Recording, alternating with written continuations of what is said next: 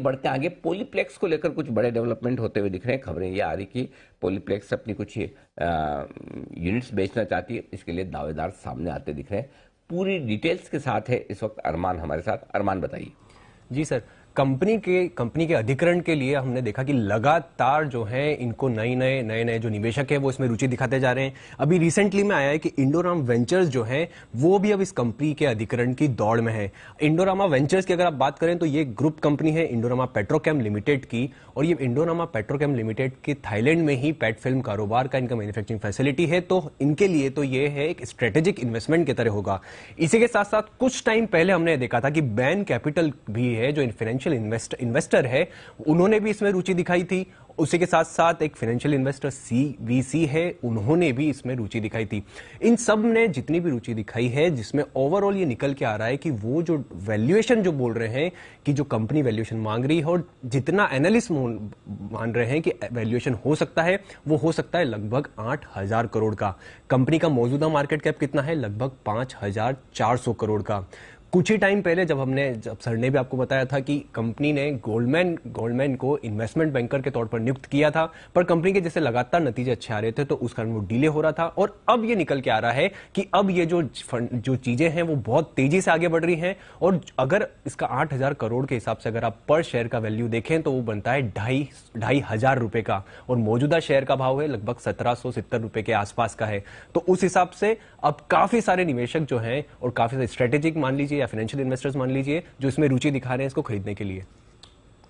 और एक और प्लेयर जुड़ गया है रेस में खरीदारी के लिए। अनिल जी, आपका तो भरोसा था इस काउंटर पर, फिर आपने रिसेंटली कहा भी था कि अब थोड़ा मुनाफा वसूली का वक्त आ गया है, स्टॉक भी गिरा है, बट अच्छी वैल्यूएशन पर एक नया प्लेयर जुड़ गया इनके एक्विजिशन में। कैसे देखें सर इस डेवलपमेंट को?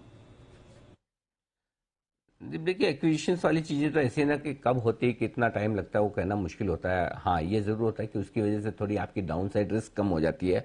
लेकिन पॉलीप्लेक्स में हमने फिर मैं भूल गया 2180 या 2280 दोनों में से एक प्राइस पर हमने एग्जिट करने की राय दी थी, और राय सिर्फ इस वजह से दी थी कि अगले 1 से 2 तिमाहियां थोड़ी चैलेंजिंग रहेगी कंपनी की परफॉर्मेंस के हिसाब से। जिस तरह के इनके जो फिनिश प्रोडक्ट्स उनके दाम कम हुए हैं ग्लोबली सब जगह, और इनके तो आपको पता ही है 5 प्लांट हिंदुस्तान के बाहर है, मैक्सिमम कारोबार वहां पर है।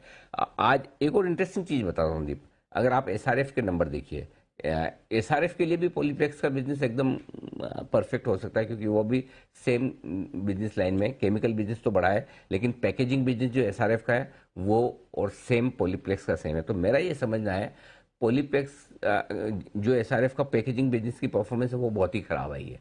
तो इसीलिए जो हमारा अंदाजा था कि रिजल्ट्स 1-2 क्वार्टर ठंडे रहेंगे कम से कम, वो आपने एसआरएफ में भी देखेंगे अगर ढंग से जाकर देखें। सिमिलरली मेरा मानना है कि पॉलीप्लेक्स की भी परफॉर्मेंस इस क्वार्टर में बहुत अच्छी नहीं आएगी। ऐसा नहीं कि लॉस हो जाएगा या बहुत वैसा कि यू टर्न हो जाएगा, वैसा बात नहीं है। लेकिन जिस परफॉर्मेंस के लिए पॉलीप्लेक्स जाना जाता है, जिस परफॉर्मेंस के लिए जिंदल, पॉली, यूफ्लेक्स, ये सारी पैकेजिंग कंपनियां जानी जाती है, उसमें थोड़ा प्रेशर आएगा, रॉ मटेरियल कॉस्ट बढ़ी है, फिनिश प्रोडक्ट के दाम बढ़े हैं। तो मेरा ये समझना है अगर खबरों के दम पर ऊपर आ रहा है तो एक बार आपको प्रॉफिट बुक करना चाहिए, एग्जिट करना चाहिए, वापस नीचे में आप एंटर कर सकते हैं, या फिर आपकी कॉस्ट के आसपास आए। तो इसीलिए हमने एक बार कॉल दिया था कि 1-2 क्वार्टर जब रिजल्ट कमजोर हो जाए, वापस आएगा 1500-1600 रुपए, 1400 रुपए, तब देखेंगे, फिर से एंट्री करेंगे। तो लॉन्ग टर्म में कहीं कोई खराबी नहीं है, लेकिन शॉर्ट टर्म हमने यही परफॉर्मेंस के हिसाब से एग्जिट कॉल दिया था, और वो परफॉर्मेंस एसआरएफ में दिखी भी है, पॉलीप्लेक्स में भी आगे दिखेगी। हाँ, अगर उससे पहले कंपनी बिक जाए और भाव 2200-2500 जो आ जाए, तब तो बात अलग है जी।